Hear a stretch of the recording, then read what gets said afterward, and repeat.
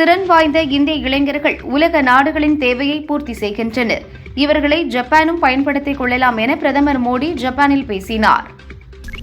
Metro முதல் semiconductor வரை இந்தியாவும் ஜப்பானும் நெருங்கிய ஒத்துழைப்பை கொண்டுள்ளன.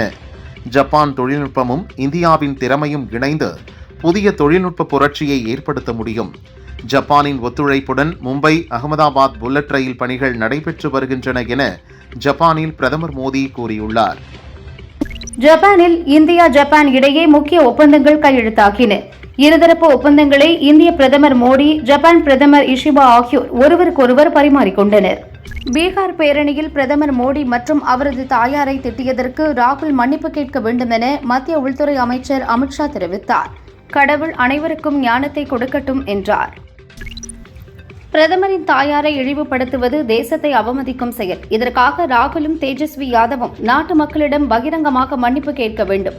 காங்கிரசின் அருவருக்கத்தக்க வெறுப்பு அரசியலுக்கு மக்கள் பாடம் புகட்டுவார்கள் என பாஜக எம்எல்ஏ வானதி சீனிவாசன் கூறியுள்ளார். இதுவரை தான் மேற்கொண்ட வெளிநாட்டு பயணங்களால் தமிழகத்திற்கு 10 லட்சம் கோடி ரூபாய் முதலீடுகள் ஈர்க்கப்பட்டுள்ளதாக முதல்வர் ஸ்டாலின் கூறியுள்ளார்.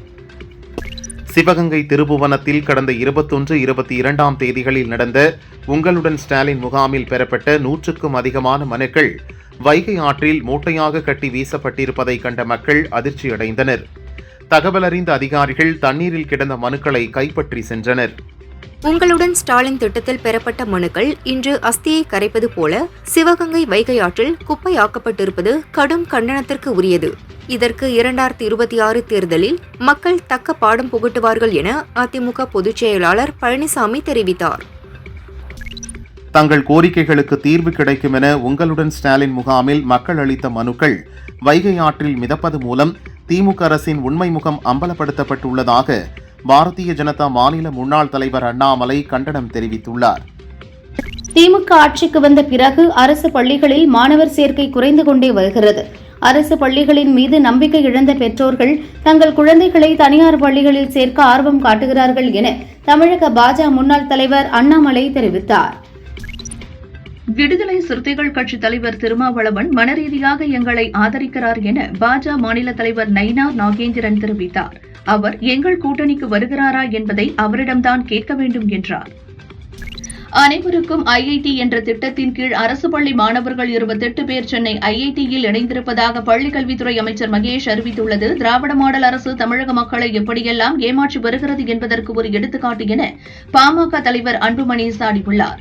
திராவிட மாடல் அரசின் பொய்களுக்கு அளவே இல்லையா என்றும் கேட்டுள்ளார். பாரதிய ஜனதாவுடன் கருத்து வேறுபாடுகள் இருந்தாலும் ஒருபோதும் மோதல் இல்லை என RSS தலைவர் மோகன் பகவத் கூறினார். பாரதிய ஜனதாவின் முடிவுகளை எடுப்பது RSS என்பதும் உண்மையல்ல, பரிந்துரைகளை மட்டுமே வழங்குகிறது. பாரதிய ஜனதாவே நாட்டை வழிநடத்துகிறது, அதில் பாரதிய ஜனதாவினர் நிபுணர்கள் என்றார். இந்தியர்கள் 3 குழந்தைகள் பெற்றுக்கொள்ள வேண்டும் என RSS தலைவர் மோகன் பகவத் வலியுறுத்தினார். இந்நிலையில் தெருவெல்லாம் போதையும் சாராயமும் வெற்றி கொண்டு 3 பிள்ளை பெற்றுக்கொள் என்றால் எப்படி பெறுவான் என நாதக்க ஒருங்கிணைப்பாளர் சீமான் கேள்வி எழுப்பியுள்ளார். இந்தி கூட்டணியினர் வெற்றி பெற்றால் அது நல்ல தேர்தல், வெற்றி பெறவில்லை என்றால் வாக்கு திருட்டுகள் நடக்கிறது என்று சொல்கின்றனர் என தேமுதிக பொதுச் செயலாளர் பிரேமலதா தெரிவித்தார். பழனிசாமியை முதல்வராக்க தமிழக பாஜக முன்னாள் தலைவர் அண்ணாமலை உயிரை எல்லாம் கொடுக்க வேண்டாம், அவரது கட்சிக்காரர்களை தூண்டிவிட்டால் போதும் என முன்னாள் அமைச்சர் செல்லூர் ராஜு தெரிவித்தார். நல்லகண்ணுவின் உடல்நிலையில் முன்னேற்றம் ஏற்பட்டுள்ளதாக இந்திய கம்யூனிஸ்ட் மாநில செயலாளர் முத்தரசன் தெரிவித்துள்ளார். நல்லகண்ணுவை பழைய நிலைக்கு கொண்டுவர மருத்துவர்கள் முயற்சி செய்து வருகின்றனர் என்றார்.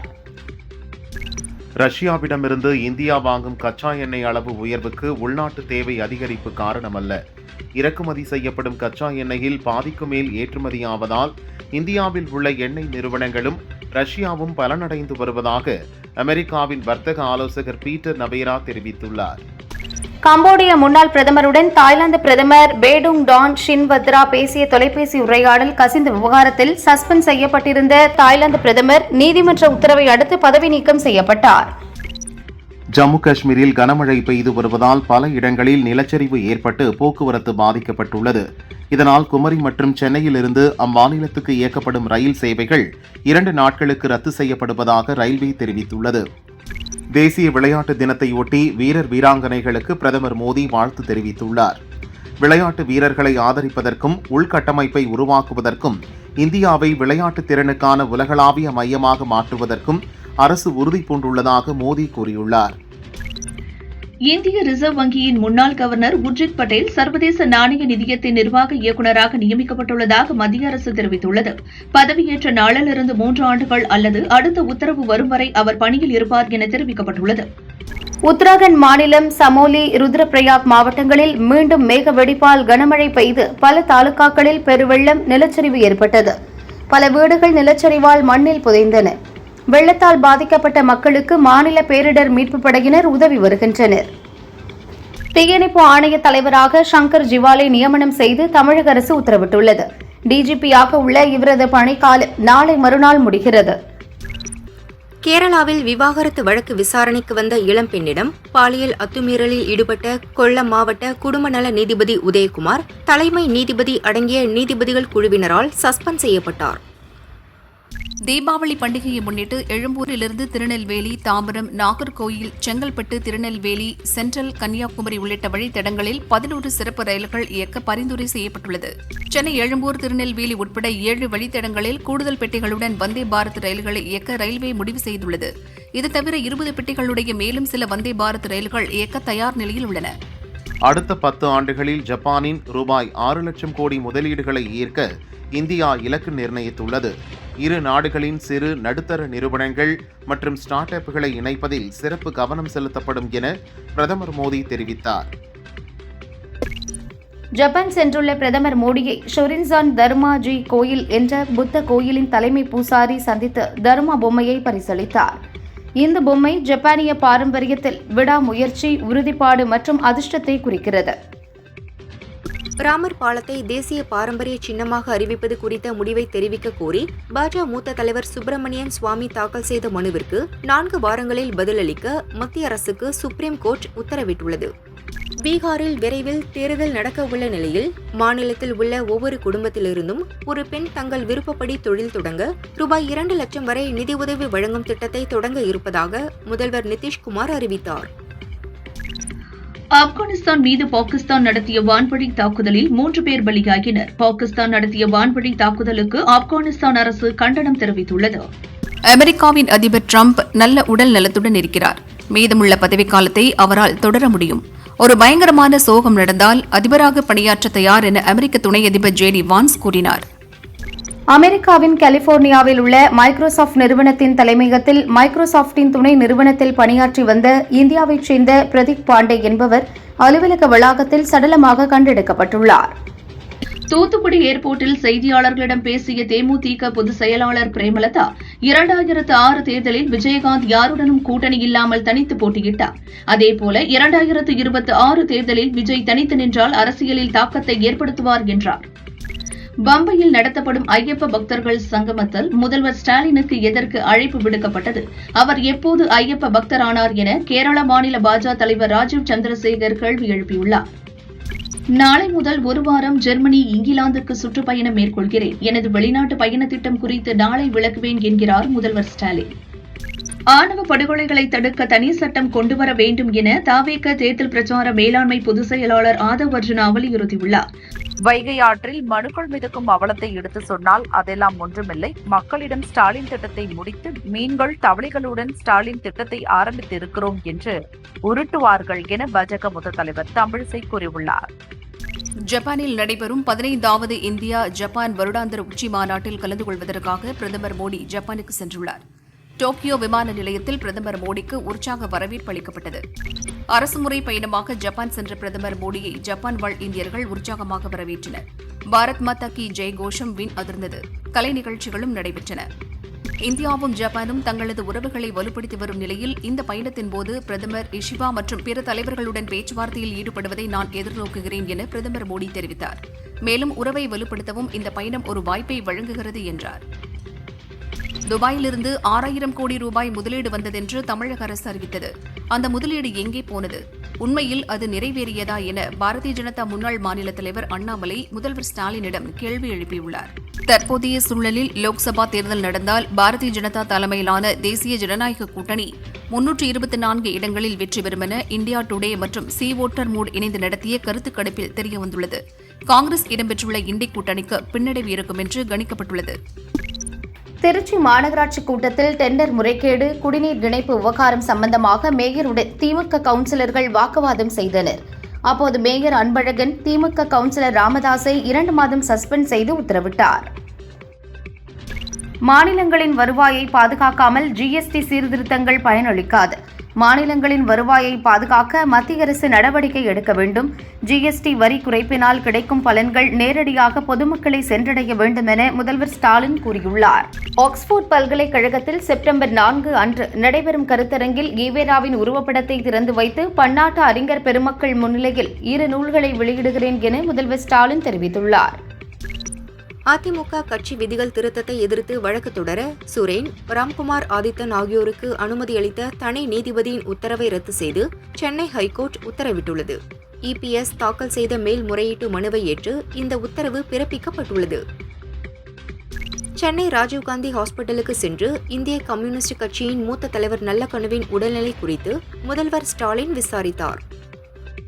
தமிழக டிஜிபி சங்கர் ஜிவால் ஓய்வு பெறவுள்ள நிலையில் காவல்துறை நிர்வாக பிரிவு டிஜிபி வெங்கட்ராமன் சென்னை தலைமை செயலகத்தில் முதல்வரை சந்தித்தார்.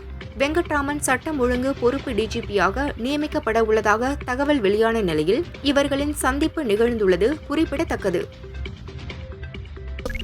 திருச்சி தொட்டியம் மாமரத்துப்பட்டியைச் சேர்ந்த வெங்கடேசன் என்பவரின் 5 வயது மகள் பைரவி சாலையில் சென்றபோது பள்ளி வேன் மோதி தலை நசுங்கி ஸ்பாட்டிலேயே இறந்தார். நெல்லுக்கான குறைந்தபட்ச ஆதார விலையை உயர்த்தி தமிழக அரசு அரசாணை வெளியிட்டுள்ளது. செப்டம்பர் 1 முதல் அடுத்த ஆண்டு ஆகஸ்ட் 31 வரை குவிண்டால் நெல் 2500 ரூபாய்க்கு கொள்முதல் செய்யப்படும் என அரசாணையில் தெரிவிக்கப்பட்டுள்ளது. 9 ஐபிஎஸ் அதிகாரிகளை இடமாற்றம் செய்து தமிழக அரசு உத்தரவிட்டுள்ளது. அதன்படி சிலை கடத்தல் தடுப்பு பிரிவு ஐஜியாக இருந்த லட்சுமி ஊழல் தடுப்பு பிரிவு ஐஜியாக நியமனம் செய்யப்பட்டார். சிலை கடத்தல் தடுப்பு பிரிவு ஐஜியாக அனிஷா உசேன் நியமிக்கப்பட்டுள்ளார். மனுஷி திரைப்படத்துக்கு தணிக்கை சான்று வழங்க மறுத்ததை எதிர்த்து வெற்றிமாறன் ஹைகோர்ட்டில் வழக்கு தொடர்ந்திருந்தார். வழக்கை விசாரித்த கோர்ட் மனுஷி படத்தில் இடம்பெற்ற சில காட்சிகளை நீக்கவும் மாற்றி அமைக்கவும் வசனங்களை நீக்கவும் ஹைகோர்ட் உத்தரவிட்டுள்ளது. நீலகிரி மாவட்டம் பந்தலூரில் செயல்படும் அம்மா உணவகத்தில் சாம்பாரின்றி இட்லி சாப்பாடு வழங்கப்படுவதாக பொதுமக்கள் குற்றம் சாட்டியுள்ளனர். காய்கறிகள் இல்லாததால் சாம்பார் வைக்கப்படவில்லை என பணியாளர்கள் அலட்சியமாக பதிலளித்ததால் பசியுடன் வந்த மக்கள் உணவருந்தாமல் திரும்பிச் சென்றனர். நீலகிரி மாவட்டம் கூடலூர் அருகே சந்தனமலை பகுதியில் நள்ளிரவில் வனத்திலிருந்து வெளியேறிய மக்னா யானை பூசாரி ஒருவரின் வீட்டின் முன் போடப்பட்டிருந்த கூடாரத்தை சேதப்படுத்தியது. சத்தம் கேட்டு வெளியே சென்ற பூசாரி கூச்சலிட்டதில் மிரண்டு போன யானை மீண்டும் வனத்திற்குள் ஓடியது. தஞ்சாவூர் மருத்துவக் கல்லூரி சாலையில் உள்ள வீடு ஒன்றிலிருந்து மீட்கப்பட்ட கண்ணாடி விரியன் பாம்பு 22 குட்டிகளை ஈன்றுள்ளது. தாய் மற்றும் குட்டிகள் அடர்ந்த வனப்பகுதிக்குள் வனத்துறையால் விடப்பட இருக்கிறது. சென்னையில் கடந்த 4 ஆண்டுகளில் 1000 கிலோமீட்டர் மழைநீர் வடிகால் பணிகள் முடிந்துள்ளன. சென்னையில் 20 சென்டிமீட்டர் மழை பெய்தாலும் அதனை தாங்கும் திறன் மாநகராட்சிக்கு உள்ளதாக அமைச்சர் மா சுப்பிரமணியன் தெரிவித்தார். மேட்டூர் அணைக்கு நீர்வரத்து வினாடிக்கு 6568 கன அடியிலிருந்து 8562 கன அடியாக அதிகரித்துள்ளது. காவிரி டெல்டா பாசனத்திற்காக வினாடிக்கு 12000 கன அடி திறந்துவிடப்படுகிறது. அனைத்து மாவட்டங்களில் உள்ள வருவாய்த்துறையில் 3 ஆண்டுகளுக்கு கீழ் காலியாக உள்ள அலுவலக உதவியாளர் பணியிடங்களை கலெக்டரின் நேர்முக உதவியாளரே விதிகளுக்கு உட்பட்டு நிரப்புவதற்கு தமிழக அரசு உத்தரவிட்டுள்ளது. திருப்புவனம் கோயில் காவலாளி அஜித்குமார் மீது பேராசிரியர் நிகிதா தந்த நகை திருட்டு புகாரின் பேரில் சிபிஐ வழக்கு பதிவு செய்தது. அஜித்குமார் கொலை வழக்கு சிபிஐக்கு மாற்றப்பட்ட நிலையில் நிகிதா வழக்கையும் விசாரிக்க வேண்டும் என கோர்ட் உத்தரவிட்டது.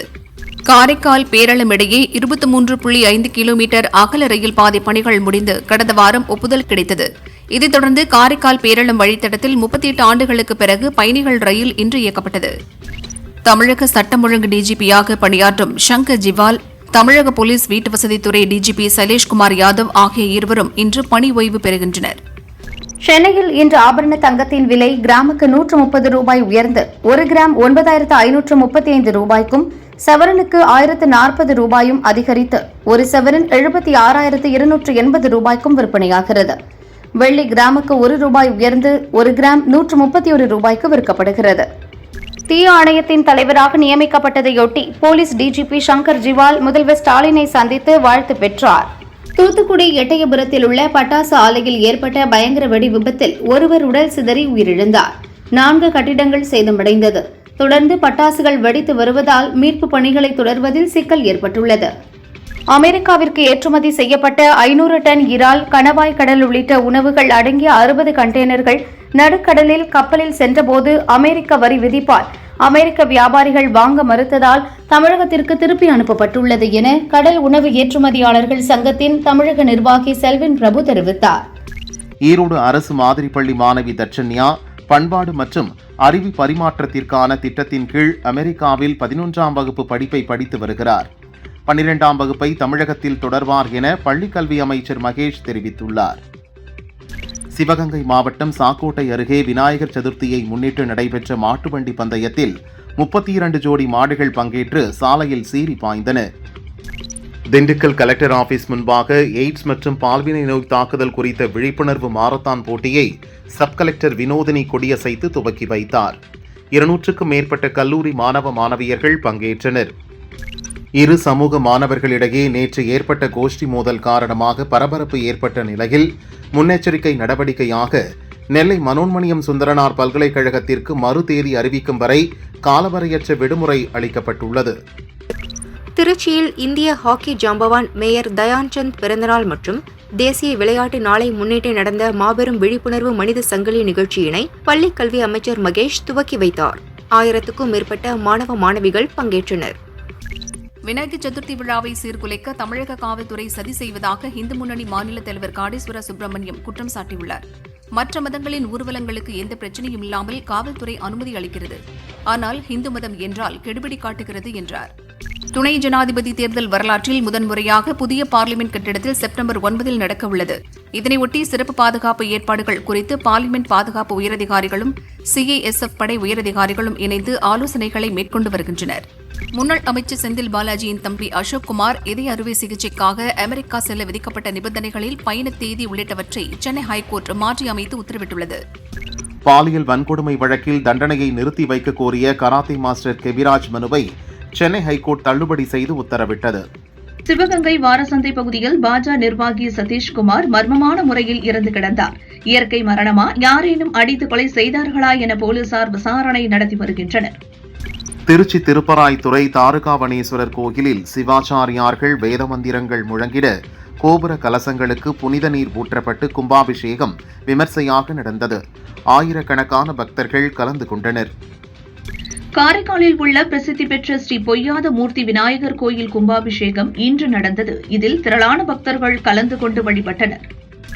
சிதம்பரம் ஸ்ரீமுஷ்ணம் அருகே காவாலக்குடி கிராமத்தில் அமைந்துள்ள 300 ஆண்டுகள் பழமையான மாணிக்க நாச்சியார் சின்ன நாச்சியார் கோயில் கும்பாபிஷேகம் இன்று நடந்தது. திரளான பக்தர்கள் கலந்து கொண்டனர். உலக புகழ்பெற்ற வேளாங்கண்ணி பேராலய ஆண்டு பெருவிழா இன்று மாலை கொடியேற்றத்துடன் தொடங்க உள்ளது. பல்வேறு பகுதிகளிலிருந்து பாத யாத்திரையாக வருவோர் மாதா சொரூபத்தை வழிபட்டு செல்கின்றனர். கடற்கரை சாலை, கடைவீதி, தேவாலய வளாகம் முழுவதும் வண்ண விளக்குகளால் அலங்கரிக்கப்பட்டுள்ளது. முருகனின் அறுபடை வீடுகளில் முதல் படை வீடான திருப்பரங்குன்றம் சுப்பிரமணிய சுவாமி கோயிலில் 14 ஆண்டுகளுக்கு பிறகு கும்பாபிஷேகம் நடைபெற்று 48 நாட்கள் மண்டல பூஜை நடக்கும் நிலையில் நாளை நிறைவு பெறுகிறது. முருகனுக்கும் தங்கவேலுக்கும் புனித நீரால் மகா அபிஷேகம் நடைபெற்றது. மானாமதுரை மெக்கனாட்சியம்மன் கோயில் 18ஆம் ஆண்டு வருஷாபிஷேக விழாவை முன்னிட்டு 4 கால யாகசாலை பூஜைகள் நடைபெற்று அம்மன் மற்றும் பரிவார தெய்வங்களுக்கு புனித நீரை கொண்டு அபிஷேகம் செய்யப்பட்டது. திருத்தணி முருகன் கோயிலில் இன்று ஒரே நாளில் சுமார் 90 திருமணங்கள் நடந்ததை அடுத்து மலையடிவாரம் முதல் கோயில் வரை திருமணங்களுக்கு வந்தவர்களால் பெரும் நெரிசல் ஏற்பட்டது. விஜயின் கடைசி படமான ஜனநாயகன் ஜனவரி 9 ரிலீஸ் ஆகிறது. இப்போது அதே தேதியில் பிரபாஸின் தி ராஜாசாப் படமும் வெளியாகும் என அதன் தயாரிப்பாளர் பேட்டி ஒன்றில் தெரிவித்துள்ளார். இதனால் தமிழகம், கேரளா தவிர்த்து மற்ற மாநிலங்களில் ஜனநாயகன் படத்திற்கு அதிக தியேட்டர்கள் கிடைக்க வாய்ப்பு இல்லை. இயக்குனர் லோகேஷ் கனகராஜ் அடுத்த ஹீரோவாக நடிக்கிறார். இவரின் படத்தை அருண் மாதேஸ்வரன் இயக்குகிறார். படத்திற்கான முன் தயாரிப்பு பணிகள் நடக்கிறது.